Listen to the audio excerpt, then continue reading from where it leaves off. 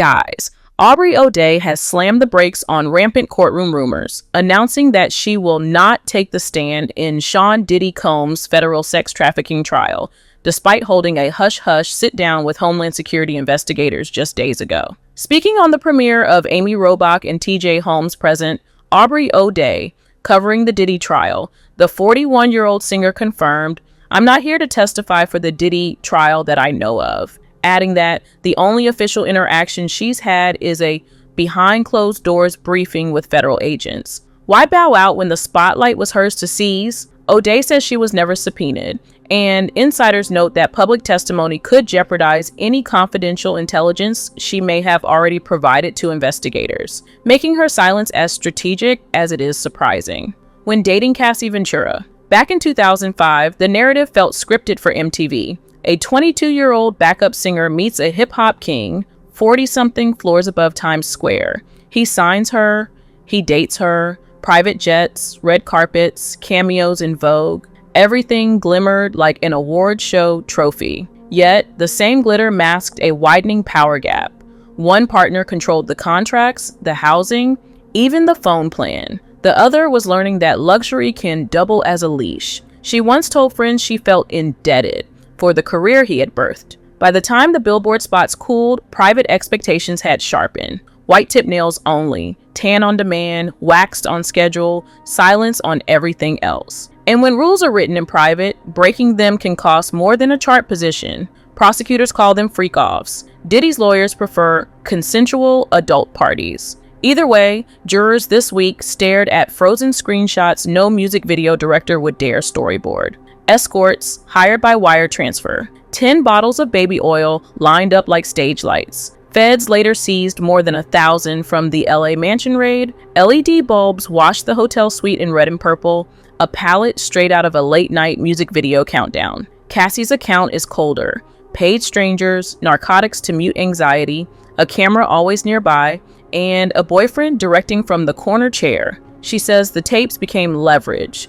Thumb drives dangled like invisible handcuffs whenever she hinted at leaving. Defense counsel counters that she recorded for mutual thrill. The jury, stone-faced, only saw images. They also saw the bruise photos, the stitched eyebrow, and the 2013 black eye selfie snapped inside an airport bathroom. Yet sometimes the most bruising marks are the ones no x-ray detects. September 2024, federal agents swarmed Diddy's homes on both coasts, carting off hard drives, tablets, and that now infamous baby oil stockpile. 3 weeks later, Sean Combs is indicted on racketeering conspiracy, sex trafficking, and transporting individuals for prostitution. Minimum 15 years if just one trafficking count sticks. Potential life if the RICO theory lands. By winter, he's denied bail twice and reviews evidence from a Brooklyn detention center. Cassie's pregnancy in 2025 complicated optics, but not her resolve.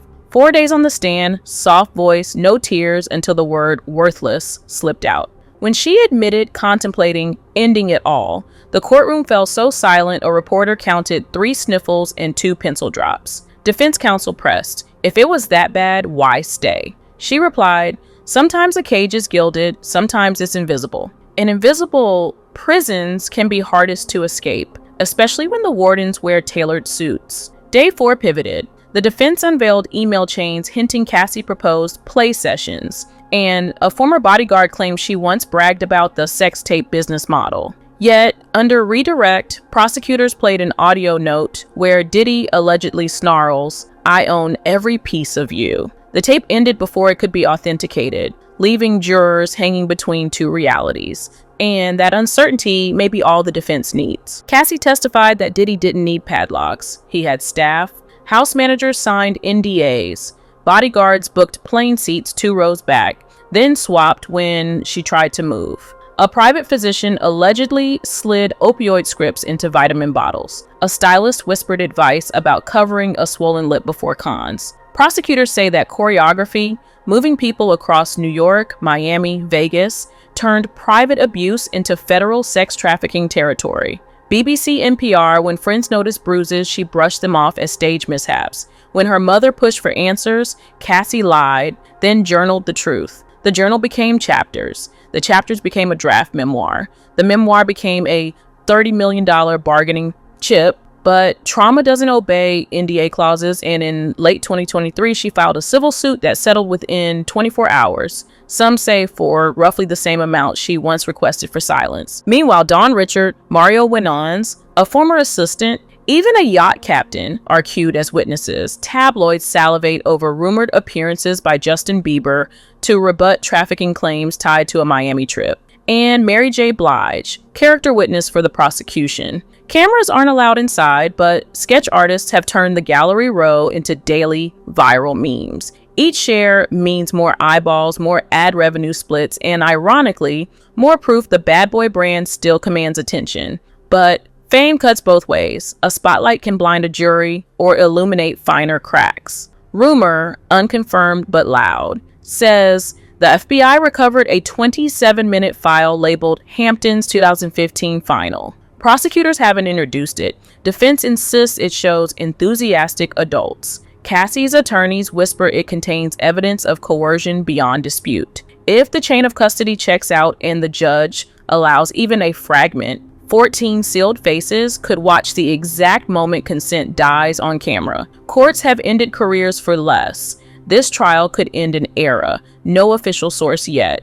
Speculation flagged in pre-trial motions. So what happens next? Cassie walked out the same way she entered, head high, eyes forward, not a flicker toward the man who once signed her dreams in diamond ink. Reporters exhaled, Diddy exhaled. The jury didn't move. Because a story that began as hip-hop's glamorous fairy tale now balances on 12 strangers and a verdict form. And here's where you come in. Was this the inevitable reckoning of an industry that let power go unchecked, or the rise of a new legal weapon, turning toxic relationships into federal crimes? Drop your take below, smash that subscribe button for gavel to gavel updates, and ring the bell so you don't miss the moment the next witness steps forward. Because whether that verdict lands next week or next month, one truth is already clear. The silence money bought is officially over, and the beat, for once, is out of Diddy's hands.